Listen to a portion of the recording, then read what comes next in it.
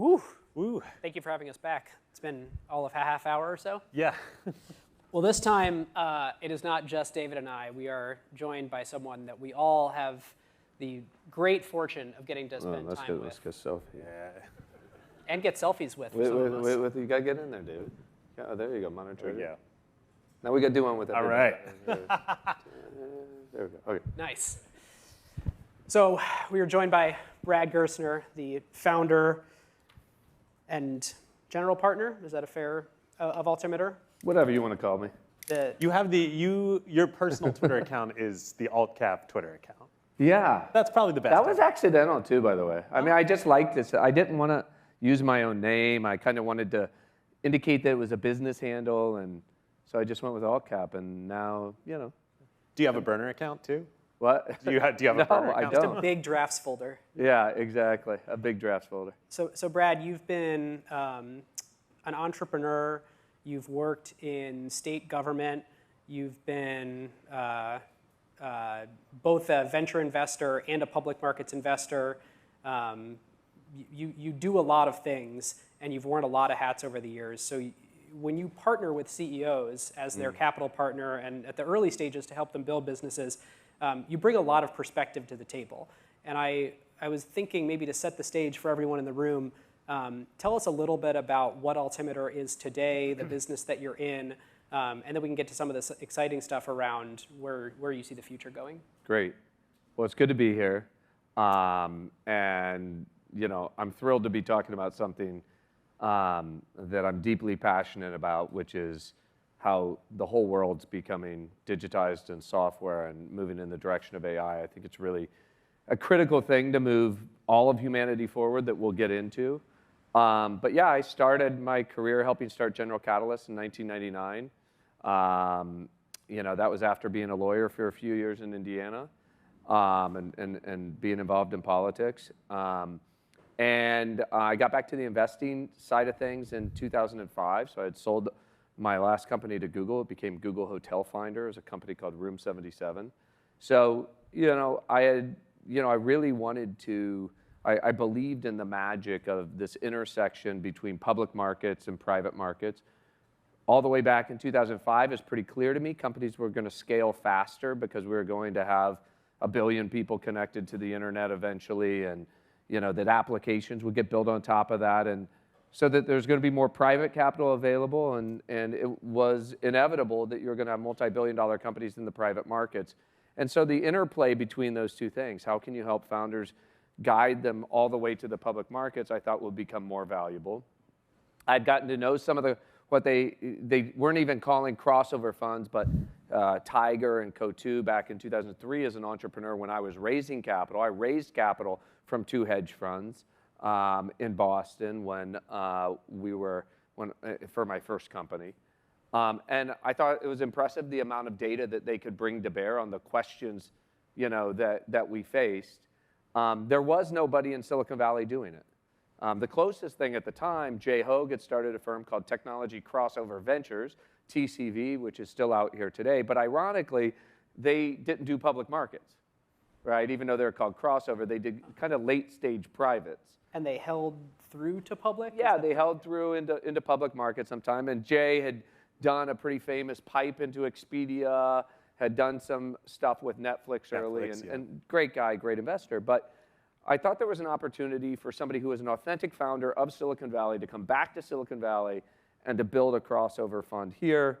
I launched it in 2008, which was an interesting time to raise capital. It turns out, much like today, it was a shitty time in the tech markets, but it was a really good time to be an investor. There was a major platform disruption that was occurring with mobile and cloud. And having lived through 99, 2000, when Bill Gurley and I were sitting out here in 2001, nobody wanted to give any money to technology, but we knew that the internet would be bigger than anything we had ever seen. So oftentimes you have these dichotomies, these moments in time where financial markets reset, but the secular curve continues to grow. So today, Altimeter is a crossover investor. We have a public fund north of $5 billion, a long-only fund, And then we're raising, in fact, we're just, I think, closing this week our 7th venture fund. And I really think of the brand as investing in that second or third round of institutional capital.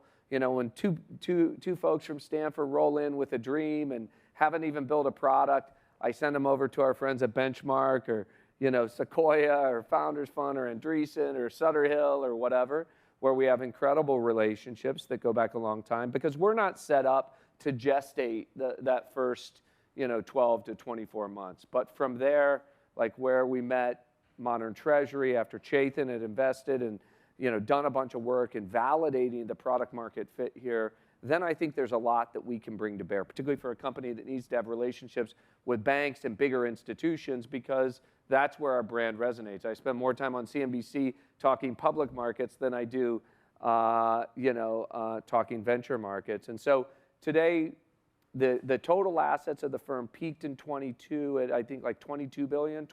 We sent, you know, 6-7 billion of profits back to our investors. Yeah. I'm not trying to build the biggest or a multi-strategy firm. We really want to deliver on the promise to founders to, you know, be one of those partners that they say, you know, they're there for us when we need them. They improve the opportunity for success, you know, for our outcome. But I wake up in the morning, my days starts with public markets. I consume all the information we possibly can, which gives me the opportunity to, you know, text and talk with folks like Slootman and Jensen at NVIDIA and others. And so I can bring that intelligence to bear, you know, to the venture CEOs that we back. And I think that's part of the magic of, you know, what Altimeter's trying to build. Yep. And you also have sort of a capital formation side of the house that you work with companies as they're getting ready to go public to sort of understand how to be a public company too. Yeah, I mean, you know, oftentimes a Series B founder, one of the things they'll say is like, I want to be the CEO of this company when it goes public, right? So it's important to them. And they'll say, I'm not ready to be a public market CEO, but I hear you could be a good coach. I mean, we've worked on over 100 IPOs, right? Where oftentimes, you know, when Goldman or Morgan Stanley put together the top 5 funds, they want to buy the IPO, a tech IPO, to send a signal to the long onlys in the market, like we're on that list. Yep. And so we'll be allocated 1% to 2% of an IPO. And, you know, like for me, it's one thing to be in a trade. Like what I really want to do is work with Ali at Databricks and say, okay, what are your goals and objectives over the course of the next year as you're marching toward the public markets? What do you want that narrative to be? Start building that narrative now. Like, do you know the folks at Fidelity, T. Rowe, you know, et cetera? Let me introduce you to them. Let's start that dialogue. Because those are the things I think that are important to build credibility as you head toward the public markets. I mean, that is just a moment in time. It's a very enigmatic moment for a founder because they do it once, maybe twice. And so I think there's a lot of value we can add in the 2 years leading up to the IPO. Yeah. Well, one thing that I wanted to ask you about is if we were having this conversation 2 years ago, you mentioned starting in 2008, riding the trend of cloud and mobile from the sort of birth of both of those waves onward. If we were having this conversation 2.5 years ago, COVID aside, we probably would be saying, yep, that's still the wave. And here we're kind of in the end of it, and it's getting kind of boring. Yeah. And we're in a very different environment now, both in the capital markets, but also in technology. And I know you put together some slides, and I was wondering if you could take us through a little bit how you're thinking about how we got to this moment and where we go from here. Yeah, no, I'd love to. I don't know, maybe, there we go. They pop something up. This was a slide in the middle of COVID that we showed, started showing on CNBC and got a lot of attention. And because I think it captured in a visual that was very distorting to people and help explain what was going on in the world. So the dotted line represents basically the 10-year average multiple for software. So that's forward revenue multiple of about 7.7 times. And this is a growth basket of software. So, we've selected an index here of 40 or 50 stocks. And, if you look at that, certainly there was some volatility. There was some period, in 2016, where we were worried about rates. We were worried about economic growth, so it contracts. But it was within a bound. And then what you see happen at the beginning, really June of 2020 is when the Fed, instituted ZIRP, its zero interest rate policy, right? All multiples went haywire. And the reason for that, of course, is because the discount rate that we're discounting things back at was zero. Everybody in the bond markets moved money into equity markets. And what they wanted to buy is long-dated growth assets because the discount rate was really low. And so it led to this pretty absurd multiple in both private markets and public markets. And so I remember going on CNBC in 2021, October in 2021, from the Milken conference, and we were literally at kind of the peak of this. And I had made this slide for the All-In pod that showed a red dotted line going back to the 7.7 times. And I said, in my investment career, 20 years, I've never had more conviction than one thing, and that's we're going back to the 10-year average because COVID is over. We're going back to where the rate structure was in January 2020, and when we do, the multiples will go back to where they were in January 2020, which was 7.7 times, right? So, it was, but as an investor, it's really hard to even get your head around that in the public markets. It's almost impossible to get your head around that in the private markets because when I would talk to any prospective CEO or founder, they'd be like, oh, you're just trying to screw me. You're trying to get a better deal. And I would say, this is the facts. If you raise it 18 times, or in their case, 100 or 200 times, you're putting yourself in harm's way because the world's going to reset on top of you. And now instead of focusing on building your business, every conversation is going to be how you're grossly overvalued. Your employees are going to be upset. It's just a bad setup. But unfortunately, I'd watched this movie in 2000. I'd watched it in 2008. And I saw it again, in 2021. So, and I said on CNBC at that moment in time, when this corrects, it will feel catastrophic, even though all it will be is normalization. All it will mean is that we beat COVID, right? So we actually should be celebrating in this moment, but you have this cliff straight down. Now, of course, we didn't think it was going to overshoot necessarily, but markets are adjusting mechanisms.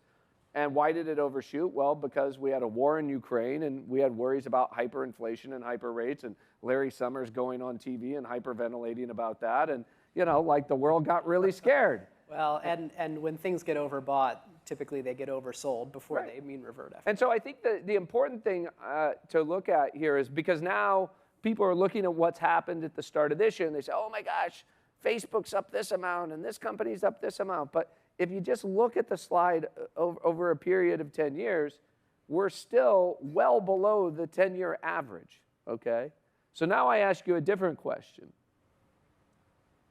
As you sit here today, do you think that software is more important or less important than it was a decade ago? In the age of AI, is all data in the cloud, is fluid movement of data, is removing the human from the equation of financial rails and payments, is it more important today or less important than it was 10 years ago, right? The multiple should be higher, not lower, than the 10-year average multiple would be my argument. But the reason that we're here is because the rate structure is still much higher. The front end of the curve is still 5%. So we're discounting back at a pretty high rate structure now. And every 100 basis points on the rate curve is worth about 15% in terms of multiple expansion or compression. So I look at that and I say it's very rational relative to the rate structure. It's irrational to me relative to what I think the world is going over the course of the next 3 or 4 years. And that's what makes opportunities in a market. So for Altimeter, that means we get to go buy stuff in the public market that we think is relatively on sale. And in the venture market, when I'm having conversations with companies, I mean, listen, the first 6 months after the public market correction, it was as though Silicon Valley hadn't paid attention to Wall Street, right? There was no correction going on here. And now, I think we're in the mid stages of a correction. I think we probably have 6 to 12 more months to go. And I think of those things as healthy because ultimately, and maybe we can segue to kind of what we think comes next, ultimately, we think that innovation always wins over macro in the long run. And so, like I said, in 2001, Gurley and I knew the internet was going to be big. In 2008, when I launched the firm, financial markets were ending, and I knew that mobile and cloud would be big. And as I say here today, I think the AI super cycle that we're entering into will be bigger than the internet itself.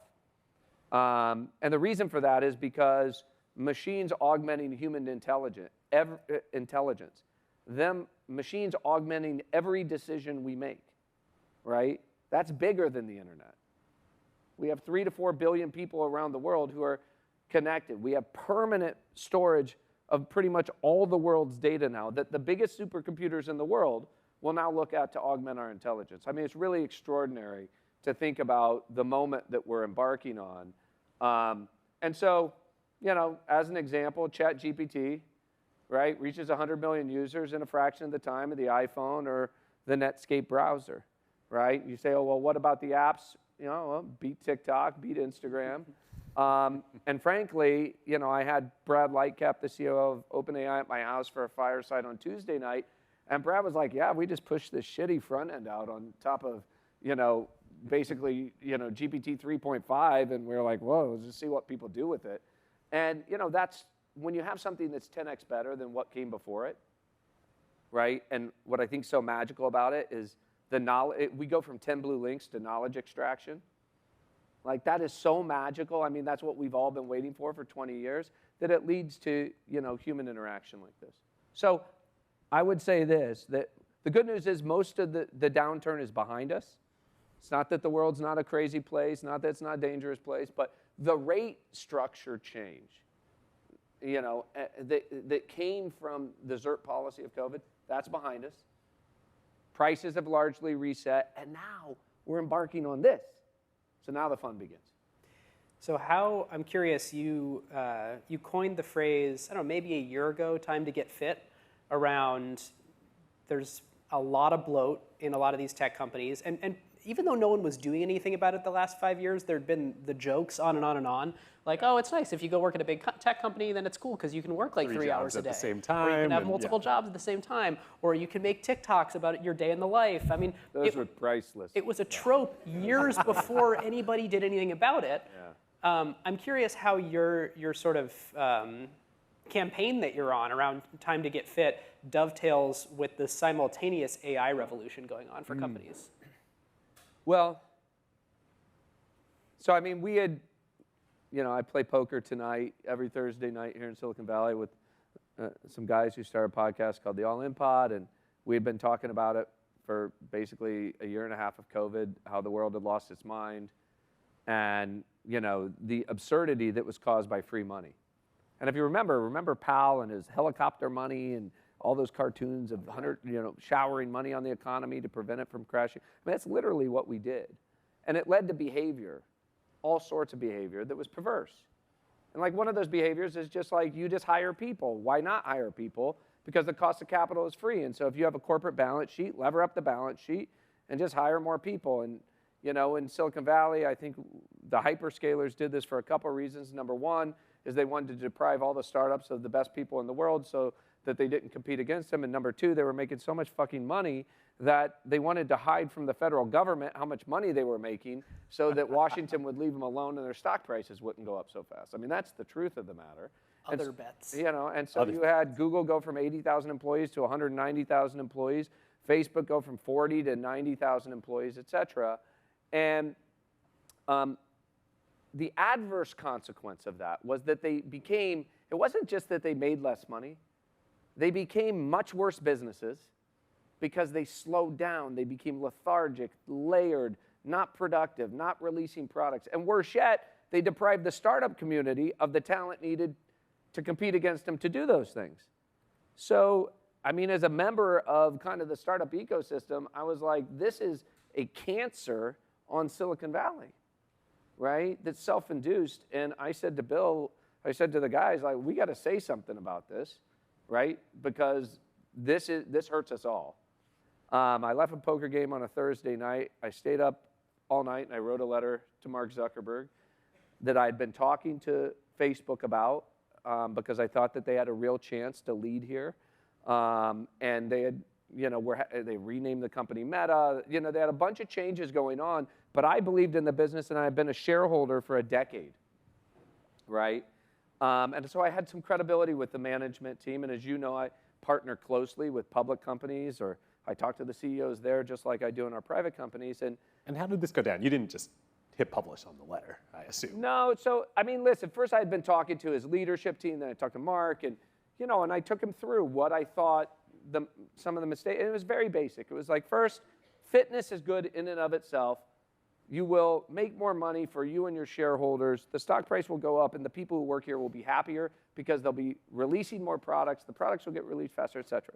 Number two, what I said in that letter, if you go back and read it, was that this was pre-chat GPT, but I said, I believe AI will be bigger than the internet itself, and you should double down on AI. You're an AI-first company, right? The recommender engine at Meta is the most profitable AI engine in the world. So, like, embrace that. And this was before Llama. This was before they were sort of publicly in the LLM space.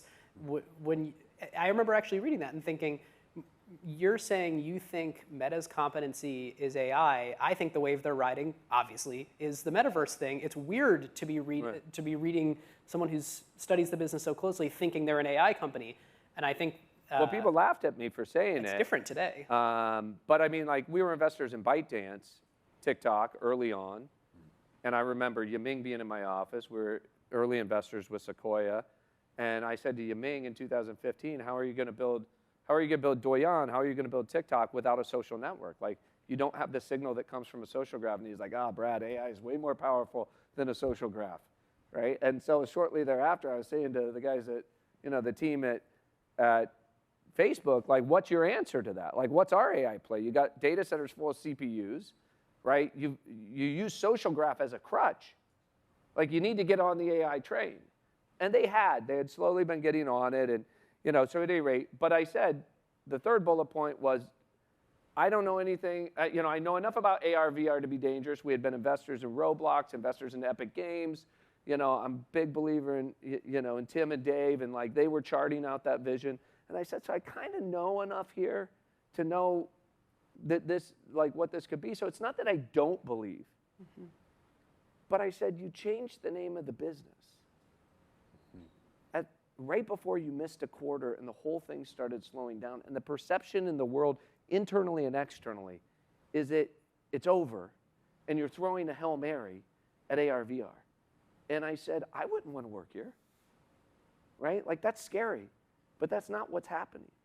So, let's just quarantine $5 billion a year. I mean, 15 to 20 billion a year, that's bigger than the fucking Apollo project. Like this is just glasses at the end of the day, right? Like, and so at any rate, it was good back and forth. To answer your question, I wrote the letter on Thursday night. I sent it to Bill Gurley Friday morning. I said, do you have any comments? And he scribbled some on it, and he goes, and by the way, I wouldn't send this because founders in Silicon Valley won't like it. And I said, dude, I WhatsApped it to Susan and to Mark, and I said, that was on Friday. And I said, hey, I'm going to publish this on Monday. Happy to talk about it over the weekend if you guys have any thoughts about it. I wasn't going to hit him out of the blue on it because we're not activists. We're partners. And, and they almost immediately responded, we think it's very insightful. And I said, great. So I published it. What was the reaction from other founders in or out of the Altimeter portfolio to the letter? I would say, well, first, I'll out him a little bit. Part of what I thought was interesting, on Monday morning, I publish it, CNBC picks it up, and I just wanted to see what happened on my phone, right? And like, who texted me first, and what did they say? It's kind of exciting. The first you get that little, like, nervous The first person chill, who texted me 30 seconds later was Michael Dell. And Michael said, thanks for saying what needed to be said. And you think about somebody who's a hero of mine, right? Who's built a $100 billion business, who's not on the front pages of everything, who's been through every cycle there is to be. I was like, he knows operational excellence, right? And then, you saw the people, who were kind of on that side of things.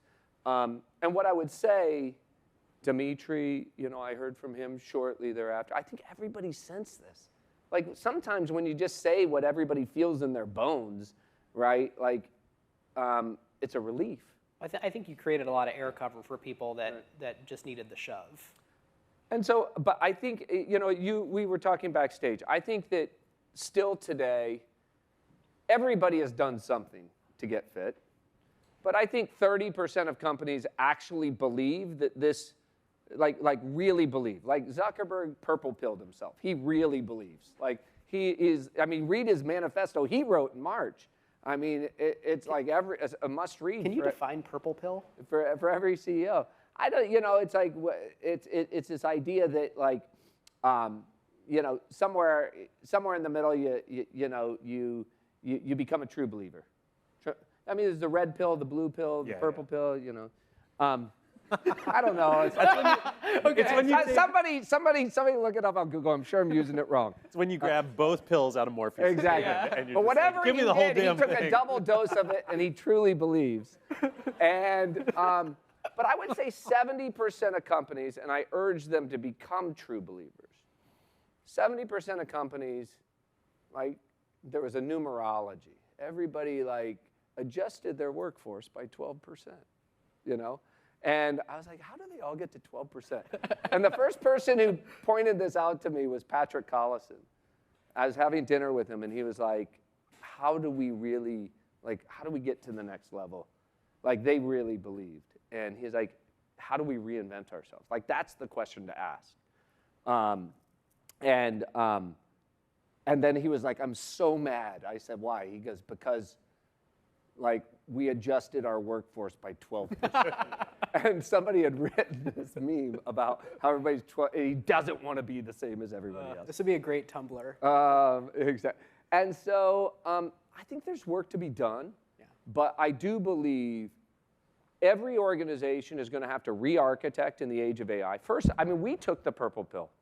We made huge adjustments. I see Michelle in the front row. I'm pointing at you, one of my colleagues. We made big adjustments in Altimeter, and they were hard. Nobody wanted to come back in the office. People were comfortable doing what they wanted to do, but we were unfit. Like it was delusional to think that we were performing as well as we had previously been performing. So like for the people it didn't work to come back in the office or to work out of our office in Silicon Valley, like we had to choose to transition, right? That doesn't necessarily feel good, but like it requires courage to say, what do we need in a post-COVID world to be successful? And then I think now there's a question like, what does your organization need in an AI world to be successful? And I believe that the simpler the organization, Zuck said leaner is better, flatter is faster. I love it. Purple pill, And did he send you a draft of the manifesto? No, I didn't get the draft. You didn't get the WhatsApp. I think that it is true if you do that, then when you make adjustments because AI comes along, et cetera, that organizational dynamism is much easier to pull off. The more complex your organization, the more layered, et cetera, it becomes a much more difficult task. So what do you think sets an organization up for success in the era of AI? And maybe you can sort of combine these questions, like in what order will we see AI bring value to companies? Yeah. Well, take banks because we are here talking about Modern Treasury. They're notoriously complex organizations, right? And so I think that when I've had conversations with folks like David Solomon at Goldman Sachs, at the top there's this acknowledgement that we're complex. But we also want to be tech forward, or JP Morgan, which is incredibly tech forward but complex. And I think that, oftentimes, even if you have an ELT, an executive leadership team that can move quickly, right, and can galvanize quickly, you can make those decisions. But, for example, I think that the productivity gains from AI will generally be like 30% across the board. I think in certain areas within organizations, co-pilots will make you 50% more capable. Okay, so the estimates right now, co-pilot in engineering will make engineers 30 to 70% more capable. In customer call centers, over 50% more capable. In sales, just go through the organizational chart. I think I was just listening to we interviewed Dara from Uber yesterday for an upcoming episode. I was preparing and listening to an earnings call. He said the number one way they've seen AI show up in Uber has been for developers with the GitHub Copilot, massively increasing developer productivity. Yeah. So and everybody I talk to, same thing. So now imagine, I think you just have to go through your organization and say, where are the blockers, right? And I mean, Elon, who, I have, who I know, and, some friends who are particularly close to, I mean, set aside everything, how he did everything at Twitter and whatever you particularly think. We all know he's like one of the greatest visionaries of our time, and he's created 2 extraordinarily, or maybe more, important companies. But I think people really don't understand how good of operator he is, right? Starting an auto company and surviving, right? Or a company, in the launch business in space. I mean, these are operationally just nasty businesses. It was like the first successful new U.S. car company to go public in 50 years, right? Something like that. And remember the hyperventilation, how Twitter was going to literally tip over, right? And again, I think he understands and the people around him understand that not everything was done perfect. When you move with that speed, with that magnitude of change, you're going to, he even said on a recent, it was all in pod, I don't know, he said recently, like, there were a bunch of people I let go that I shouldn't have let go. And if they want to come back, I would welcome them back. Now, I doubt they're going to go back, but the reality is they changed 70 to 80% of their workforce, and watch the velocity of product launches that are coming out of Twitter, because I've had a chance to see a bit of the product pipeline. It's awesome. Yeah, right? It's awesome. That is to me preparing for what's to come. Well, Twitter's a complicated example for many reasons, but we got to interview Avlok Kohli, the CEO of AngelList, recently. Yeah. And that's a organization that he was telling us they have 170 people. They sent out, I think, was it 350,000 or 450,000 K1s Something like that. Something like that. On the order of 500,000 K1s. I think they create the most K1s out of any vendor in the United States. Well, yeah. And K1 tax return for limited partners in startup companies. So that means there are 300, call it 500,000 individual investee relationships that they're managing with 170 people. Yeah. And they're doing it all with AI and software. And that's not 30% productivity gains. That's one of our new 30x productivity gains. One of our principals on the VC team is here, who's recently joined us, and who's former engineer at Palantir, and we're building our own. We have our own data stack. We have our own data warehouse. We consume a lot of data as a hedge fund, as a research organization. And how are we leveraging ChatGPT on the front end to unlock the data not only for us, but also for our partners, like Modern Treasury? Like we want, Dimitri is like, great, I can't wait to get this. Like we buy, for example, like credit card data, all this data, right? And if I just give a permissioned, GPT interface to him, so that he can then look into the Altimeter brain about the data stack that we have, about other companies anonymized, et cetera. But one of the things we did recently is just the prompt ingestion that can occur now with GPT. So we just dropped the entire 50-page 10Q of Meta into the prompt and said, on Anthropic, because the token limit is so large, you could drop the entire queue in there and then start asking questions. And by the way, it would take an analyst a long time to answer the questions I had like that. So I think we're just at the very early innings of understanding it. I think preparing every business, a bank, Modern Treasury, everybody in our portfolio. I told this story to you guys, an idea for you. So Rich Barton, who I think is one of the best entrepreneurs of our generation, and started Zillow, started Expedia, visionary, great operator. So think of Zillow today. It's a great vertical search engine. Rich, a few weeks ago, he said, red alert, called Bill Gurley and I, come down to Mexico, talk to our top 50 execs about the impact AI is going to have on our business. And so we went down there, and what he said, the initial conversation, setup conversation is the open web is about to change. If you think about what the open web is, it's a bunch of static web pages, okay? And they're designed with the Google crawler in mind. So we optimize for the Google crawler, not for humans, because we want to get found, okay? And then we optimize for advertising.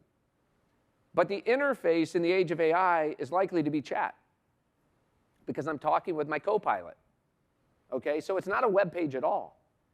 So if you're a beneficiary of this search ecosystem, is that about to change, right? Is the whole taxonomy-based search about to change, right? And if it changes, what does that look like, right? So what he does is he sits in front of a stack of extraordinary data and information, the estimates on every home in America, what's transacting, what may transact, rents, et cetera, but the way in which we discover and interact. So I'll give you an example. So he set up 2 teams in the organization, a blue team. Blue team's job on the ELT is to attack all the known processes we have in the organization and to make them better, to reduce costs and drive revenue. Okay, so that's like go into our call center, figure out how to reduce costs. Go into our sales center, figure out how to increase conversion. So that's blue team. Red team is destroy the business from the outside in. Remake Zillow AI first. And so as he and I are riffing, so I was kind of red teaming it with him. And has this always existed, or is this like no, in response to He did AI? this one other time. And he told the group there, because most of them weren't there at the time, because Bill and I were on the board starting in 2005. We had led the Series B. Bill had led the Series A. 2009, Rich calls us. Red alert. I was no longer on the board. Can't get away from Rich, you know. And it was, this mobile phone's going to change everything. How do we reinvent the business for this? Okay, so this is only the second time it's happened. So he set these teams up. This is, by the way, this is a Microsoft play. Microsoft plays and red team, blue team. So Rich is ex-Microsoft, so he had poached it there. And this was like from the golden years of Microsoft. This is like late 80s, mid 90s. Yeah, this is early 90s Microsoft stuff. So at any rate, red team, I said, Rich, I need to have a real estate agent. Like, I want the best real estate agent in the world in my pocket on demand. And I never want to go to a form. I don't want to fill any shit out. I don't want to click on different stuff that I want to see. I don't want to see stuff that I don't want.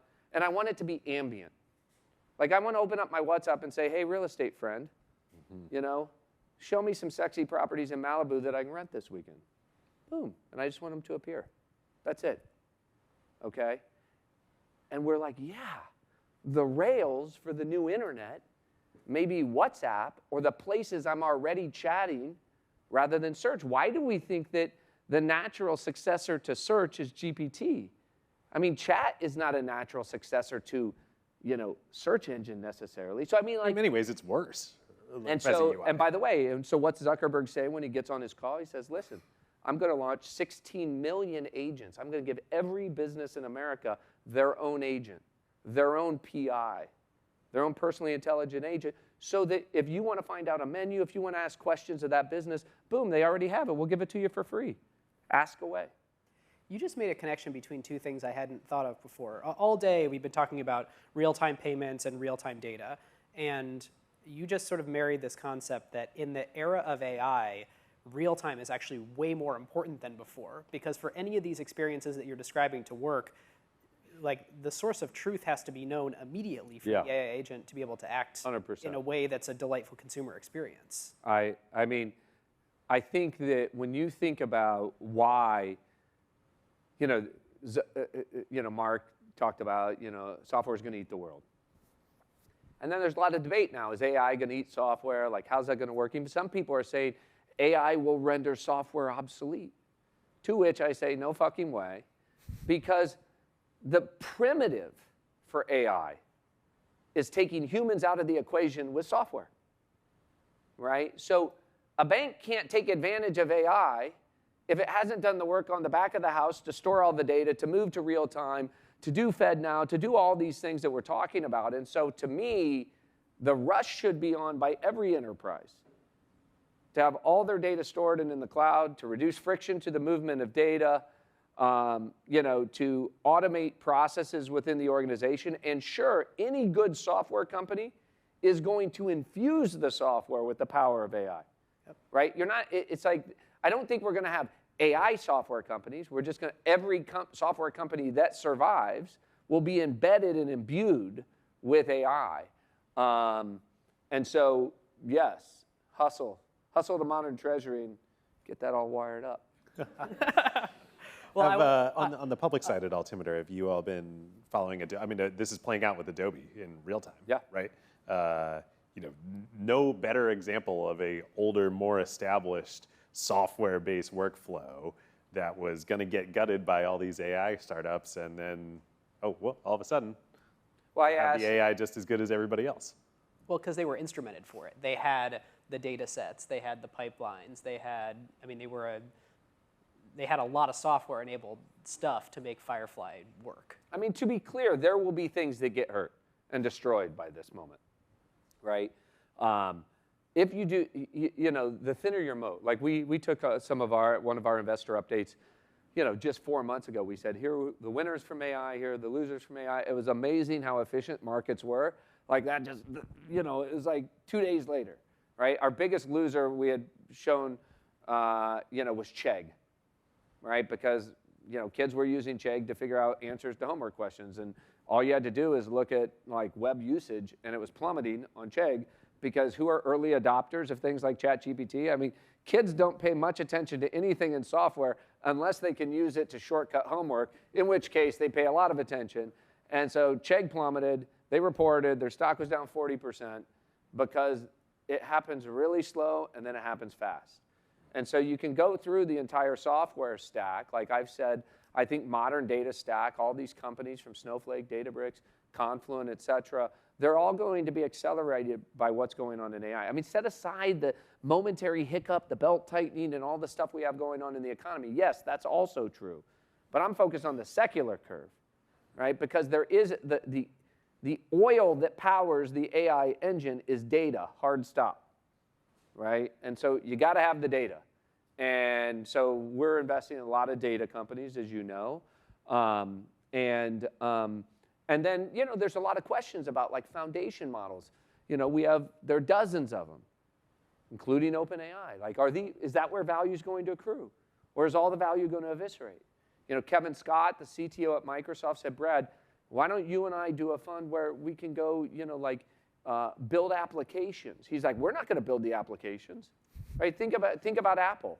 What were the first applications on this? A flashlight and like a farting game, right?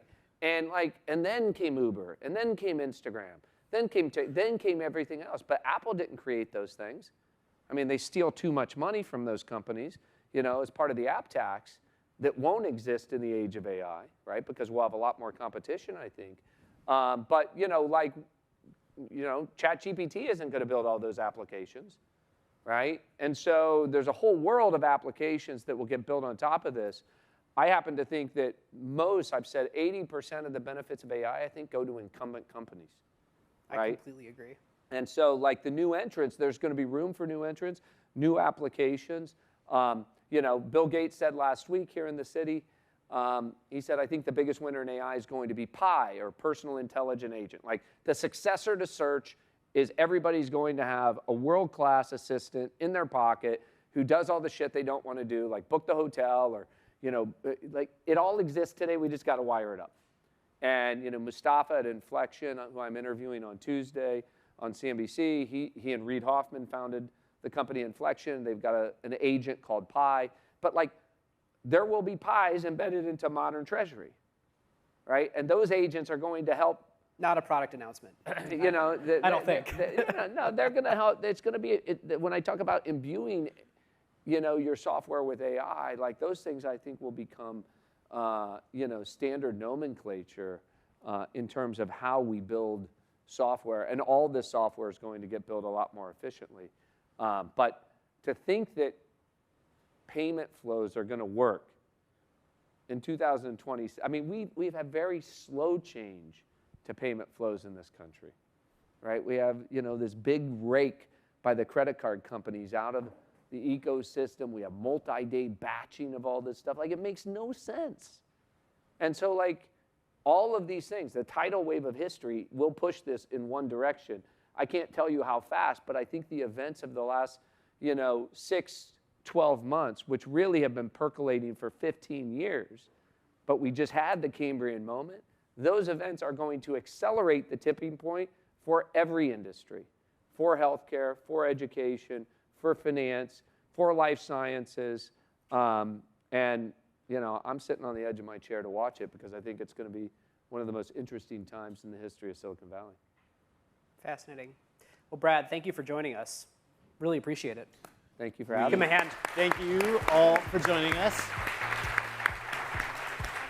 Thank you. We are going to bring out Dimitri for a few closing words for the afternoon. Thank you all for joining us. That's it for us. Thank you. We'll see you next time. Thank you, Brad. Thank you, Ben and David. Thank you all. Hopefully you enjoyed this day. I certainly feel like I learned a lot from kind of every conversation, every panel, every story that you hear. One of the things that I think is just kind of when this moment in time that Brad kind of mentioned, that there's a lot of pessimism out. There's a lot of you read a lot in the newspapers, you hear about the moment in time being kind of like a pessimistic moment. But the funny thing is at the end of the day, optimists get to build the world we live in. And so whether you're pessimistic or optimistic, you're going to live in the world that people that hopefully you saw here today have built, whether it's the founders or building new companies, going after healthcare, education, real estate, all the things that kind of we opened with. We're very excited to see what's to come. So thank you all for being here. This is the first time we've ever done this. Tell us how it went. Hopefully you liked it. Hopefully we'll do more of these. We're going to have a bunch of food trucks and things outside. The thing to remember is this is your ticket to all the food trucks, so keep this with you. And yeah, we'll see you out there. Thank you all.